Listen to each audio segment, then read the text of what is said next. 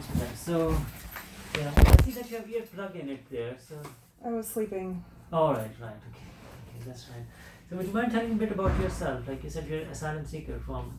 I'm an asylum seeker America. from America, and I Yeah. was in a park. I left the asylum facility because asylum facilities aren't always safe for someone in my situation. And I left the asylum facility to take a break from the asylum environment, which I am allowed to do legally based on the contract that exists, which Which is questionable. asylum facility were you in? What difference does that make to my mental health? No, I just want to know, like, from geographical area. Like, suppose it could whether Derby. it was in. Oh, it was in Derby. Okay, that's fine. So, would you mind telling me a bit about yourself? Like, do you have any family around? I don't have family around. Okay, do you have family in America? I have family in America. I don't want to talk about my family. Okay, that's right. Okay. The reason I'm asking is that, like, what kind of supports do you have? That's what I'm asking. I'm an asylum seeker. I left my home country because I feared for my safety, and I came to the UK against my will, and I am here. I applied for asylum. I don't have a lot of support because of those reasons. Most asylum seekers do not have that type of support, and they're lucky if they do. And if they do have support, sometimes it's not always the right support. So I'm here. I don't have a lot of support other than the programs that the UK offers, and they're not all safe because there's a lot of criminals, and I blew the whistle on a human trafficking issue that is occurring and that occurs throughout all government systems. Alright, so you whistle blew in while you were in America, is it? I waited until I got to another country to blow the whistle. Right. Okay. So, right. So I when I did make reports while I was in the United States. Pardon? You did? I did make reports You while did I was make in the United States, I but see, right. what does that have to do with my mental health? I just need to clarify, like, what the circumstances. Why did you end up in hospital? I need to find out about these things. The incident that I was there for, I told you I was taking a break from asylum, and I was in a Yeah. park, and I had put up a tent, and a police officer came by, and he asked me what I was doing, Yeah. and I told him I asked him if I could sleep in the park and put up a tent, because I go camping. That's something that I've grown up doing. And he said I could, and then he wanted to know about why I was there, who I was. I gave him my ID for my immigration, Yeah. and he looked it up, and he asked me more details about why I Yeah. was there. I gave him some more details, Right. told him I wasn't feeling safe and I needed a break. Yeah. He said that they were going to look for accommodations for me, told me that for the night, said he was calling emergency shelters. They left, they came back. He said I could wait in the tents because it was raining, and I told him I was trying to get out of the rain because it was wet. He left, they came back and knocked on my tent and said that they had accommodations for me for the night, and told me after I got out of my tent, put my tent away and my sleeping bag away, that the accommodations were in a hospital. Oh, I see. Okay. So that's what he did, and lied to the other police officers present about me saying that I was afraid that the FBI was after me and chasing me, and I never said anything like that to him. All right. Okay. So he So you said fabricated a story likely to the hospital staff. I saw the triage nurses. They said they didn't think I needed to be here or have a mental health assessment. I saw a doctor.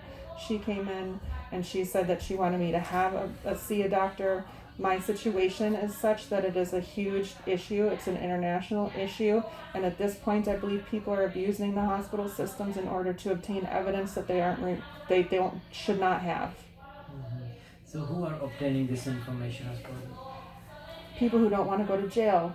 If you didn't want to go to jail, you would probably do a lot of things that you. You said you felt scared, like, were you worried about your safety or something? I am worried about my safety. I'm worried about my safety because of the reasons why I blew the whistle. They're far-reaching. It's a government issue. Corrupt government officials are willing to do whatever corrupt government officials have to do to stay in power and to keep themselves out of jail and to stay out of the media. So what made you go on the route of whistleblowing? What was happening? What did you notice that made you whistleblow? I have a moral compass and a conscience, and I don't want to see people hurt. Obviously, somebody who blows the whistle and is telling the truth about programs that are hurting people doesn't want other people to be hurt. And that's why they blow the whistle. They see something that's hurting people. They see something that's not right. They see something that's causing pain or hurt or something for another person or other people, or they experience it themselves, and they say, I don't want anyone else to experience this, so I'm going to do something about it and use my position and my voice to be a voice for the other people who might not be able to be a voice for themselves. So what was your concern like? What did you see? What way people were being abused? Human trafficking. Human trafficking, I see. And where, how do you, Human where do you trafficking. get evidence for this one? What's that? How do you know that there was human trafficking? So we know that Because there I are was the cases. one that's being trafficked. I'm trying to avoid being trafficked. I noticed the signs on myself. I saw it happening around me. I reported it. I reported other things that were terroristic behavior, terroristic activity, that were occurring that I was concerned about to the FBI. So it's okay to call you Lydia, is it? hmm Okay, so Lydia, what made you think that you were being trafficked or there were signs there? I would prefer not to discuss that without an attorney present, because I don't want you to say that because I believe I'm being trafficked that I'm delusional, because then you're saying that human trafficking victims are delusional. But I noticed it when I was in a hospital. You see, by now I don't have any proof to say whether it's delusion or not. I don't know. Well, that's what people are doing to me with your system. They're saying that my claim for being trafficked is saying that I'm trafficked is delusional. That's what people are doing. That's what the experience that I'm having in the system. And I have told them it is not up to your mental health care system to determine my asylum claim. If I come here, it is up to your immigration system to determine my asylum claim. And there are mental health professionals all over that keep saying that my asylum claim is delusional, and it's not their job to determine that I am delusional. It's that my claim of asylum is delusional. And what I feel is happening is I feel people are using their positions to cover up for people that they don't want to get in trouble. And so they're trying to make my asylum claim go away by discrediting me and saying that I'm delusional and that I have a mental disorder. And that is not the case. It is not a mental disorder to be trafficked. It is not a mental disorder to be a trafficking victim. It does cause mental health issues, but it is not in and of itself the action the person who is the victim is responsible for. It is a mental disorder of the people doing the trafficking and justifying the trafficking behavior. Yeah, I suppose like we do hear in the news that people being trafficked. So, but I suppose on the basis of this conversation, I'm not convinced whether it's delusional belief or not. So at this point, so may I ask you a bit more about yourself? Like how is your sleep like? It's fine. Okay, and how about your appetite? Fine. Normal. And Well, so when normal-ish. when you were in Derby, an asylum seeker, how long were you there for? Like a week and a half. Week and a half. Okay, right. And why did you leave that place? I didn't feel safe. I don't know if you've ever been in an asylum facility, but asylum facilities, in my experience, aren't the safest place. They're not the safest environment. So Right. I wanted to take a break. In what way did you not feel safe? There is trafficking that occurs in asylum facilities, I see. and I believe there is an investigation that is occurring right now, and Alright. on the other side of it are people who are trying to set up the people who have told the truth. I see. So where were you being trafficked to? Like, what would they have achieved to move you somewhere or get you somewhere? What do human traffickers want from their Yeah. victim? Yeah, I mean, from yourself. So like what? Oh, I'm sure they want all Specific sorts of thing. things. I'm sure there's all sorts of things that they want. Uh, They probably, there's probably some that want sex. There's probably someone that want you to do like arms deals or drug deals or whatever. I mean, you have to ask the traffickers that. I have no idea. They want you to be a bargaining chip for their political causes. They want you to be a representation for them. I don't know. I mean, you would have to ask the psychologically analyzed traffickers in order to know that question. So I'm not a trafficker. Right. Okay. So I understand that you arrived to the UK in December. Is that right? So, and I understand that you were in London for some time. How long did you stay in London for? I don't recall exactly how long. Yeah. I suppose like, did you apply for asylum asylum seeker status straight away, or asylum status? Shortly straight away? after I got here. Shortly after. And what's the outcome of it so far? I haven't received any information on it yet, other than the Do they correspond to you through the post or through email or both. both? Okay. Mhm. Because I was wondering, like you don't have, you're moving around, so if you have missed any correspondence there. that's Yeah, what- both. I've talked to them on the phone. I've talked to them via email. I've talked to them on multiple ways. Right. So you have you received any correspondence from them so far? Have I received any? Received any correspondence from? I have received immigration? correspondence, Okay. but nothing like that. Nothing like with an appointment or anything for an interview. All right. Are you expecting an interview? I would expect that as part of the process. They can't. I mean, unless they're just going to straight away deny the claim and deport me. But I think they have to allow me to go through due process and give me an interview at least. So, sorry, can I clarify how old are you? Sorry, I didn't check. 40. your name. 40. Okay. So were you working before? I was working before. Okay. How long were you working for? My whole life. I've been working since I was 15 years old. And what were you working as? I worked for the government in the Health and Human Services Division. Right. Okay. That's right. So you were kind of it's a public service, isn't it? Mm-hmm. Yeah, that's right. So you worked there for about, is it 25 years or so? From 15 to No, I've been working since I was 15. I worked there for 6 years. 6 years, I see. And what were you working? Where were you working before that, or what were you working as before that? I don't remember. It was like 10 years. Was it the same kind of work, or was it different nature of A little work? different. Different work. Mhm. That's right. Did you like your work? I did like my work. And the recent job that you held for 6 years, did you like that work? Did I tell you that I had a job for 6 years? Yeah, you said you were working for as a civil servant for I 6 said years. 10 years, I thought. 10 years, okay. What was the question about the 6 Did you years? like your job? Did you like your work? I did like my work. Right. Okay. And how did you get on with your colleagues there? Got along great up until the end, and stuff got weird. Right. About a year ago, is it? It's around September 10th, 2019. September 2019. So it's over 1.5 years now. So things became a bit weird, is that what you said? Yeah, that's what I said. So what way did you feel that things became weird? It's a long story. It's complicated. I'd prefer to answer that question with an attorney present. For them? I would prefer to answer that question with attorney present, but I believe there was some type of cyber attack that occurred, but I'm not really sure.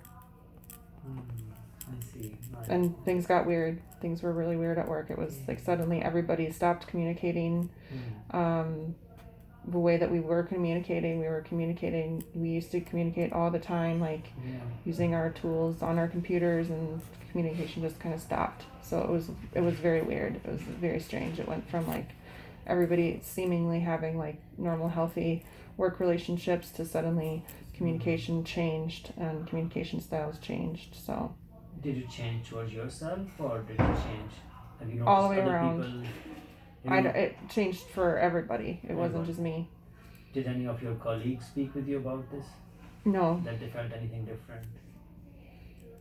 no. I mean, why would they? No, you said it changed for everyone. So did they? I did think we anyone were all tell kind you? of a little confused. I think probably there were some people that were confused, and probably some people were like scared because they were realizing some things, in my impression. But I don't know. You would have to interview every single one of them and ask every single one of them. So that you noticed that can't- communication changed, or style of way of communication changed. So what way were you communicating? In all ways. Like usually we have emails or letter In all correspondence, ways. so- What does that have to do with my mental health? I'm just getting some background about. That's yourself. that's irrelevant. It's irrelevant Yeah. how I was communicating with my In coworkers. my view, it's relevant. So I don't mean to be rude there, but you see, in my view, it is important to find out how things were before the things change for yourself. So that's what I'm asking. So you were communicating through emails. Any other means of communication? Computer communication, phone. I mean, Yeah. just all of the ways that you communicate. Email, phone, Skype. Yeah. I mean, all of the ways that you communicate with your coworkers when you're at work in a government agency or probably any agency, you just use different tools. Right. That's right. So what happened then? Did you, I suppose, like, so the things changed in the work environment. How did you deal with it then? What? How did you deal with that change? Things, there was a bit of change in your work circumstances or work environment.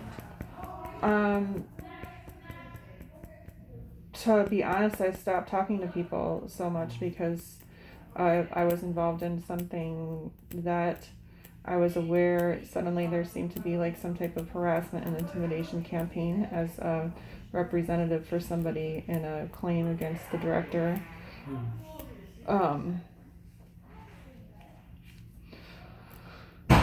And I stopped talking to people about it because I didn't want, one, confidentiality reasons. I don't go around talking about cases that I'm involved in with other people when I'm trying to protect them. I actually value confidentiality. I don't just say that I value confidentiality. It's like a value that I have, like a real one, not one that I just say. And so I wasn't talking to a lot of people because I didn't want to breach confidentiality and I didn't want to put myself or other people in danger.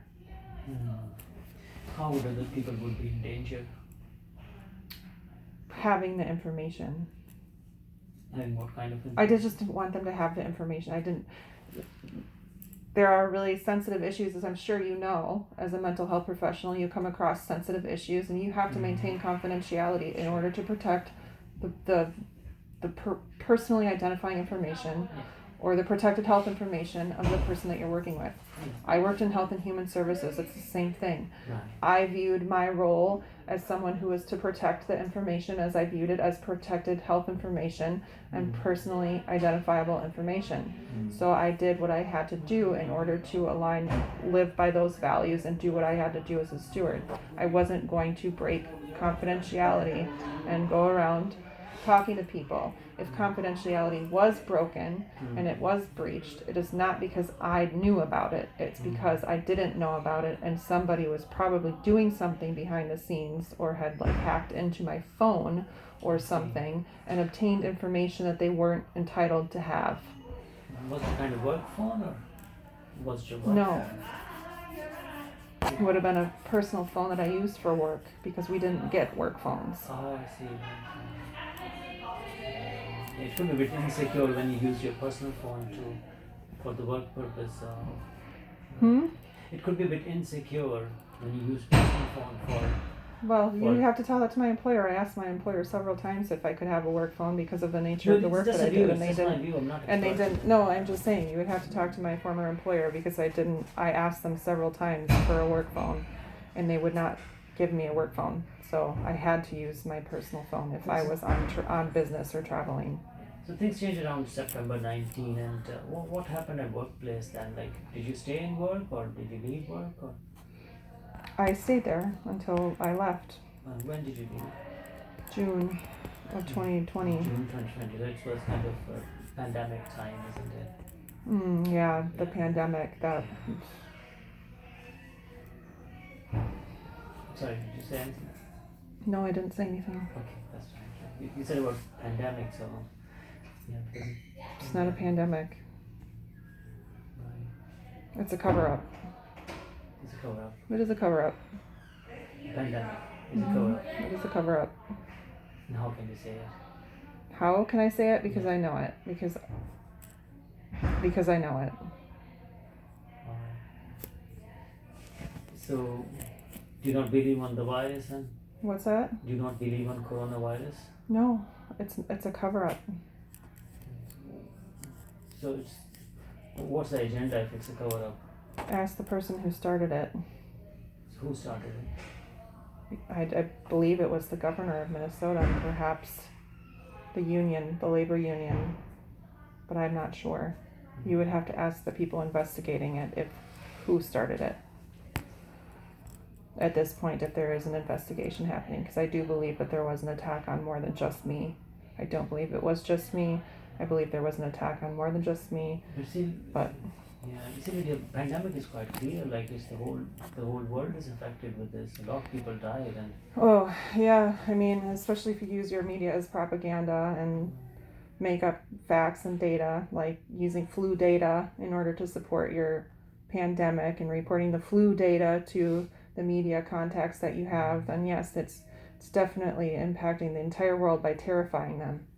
but see, really, I've seen my patients passed away, and sadly with this infection. Okay. So, Well, I guess we'll see who's right in the end. right. So you left your work around June 2020, and then how did you spend your time afterwards then? I left. I was seeking safety, and then I left to apply for asylum. So that was June 2020. When did you leave America? July. July. Where did you go to first? Because you came to the UK in December. So Did you go somewhere else? I went to Ireland. You went to Ireland. Right. So you went to Republic of Ireland, is it? Which city did you go to? Dublin. Dublin. Okay. Whereabout did you stay in Dublin? All over. Okay. Did you stay in the asylum center there? Okay. And how was your time in Dublin? Did you travel to any other city there as well? I traveled in different places in Ireland. I prefer not to be specific. I don't know why what that has to do with my mental health. No, I have some attachment to Ireland. I used to work there, so that's why I'm asking you. Cool. Yeah. No, I've been around in Ireland. Okay, that's fine. I see. So did you move to the UK from Ireland, or did you go somewhere else? No, I went somewhere else. I tried to go somewhere else, and I was deported. I wasn't allowed to board, and I was deported to the UK. Okay, so you were trying you're trying to travel from Ireland to somewhere else, and then you were deported from Ireland. Is that right? No, I wasn't deported from Ireland. Yeah. I left Ireland. You left Ireland. Okay. And I was trying to go to a non-European Union country. Right. Okay. Because at the time I believed that it was a problem that was isolated to the European Union. I'm not really sure what the truth is now. I see. Right. That's right. But at the time I was trying to get away from the European Union, and I ended up not being allowed to go to where I wanted to go, and I had to get on a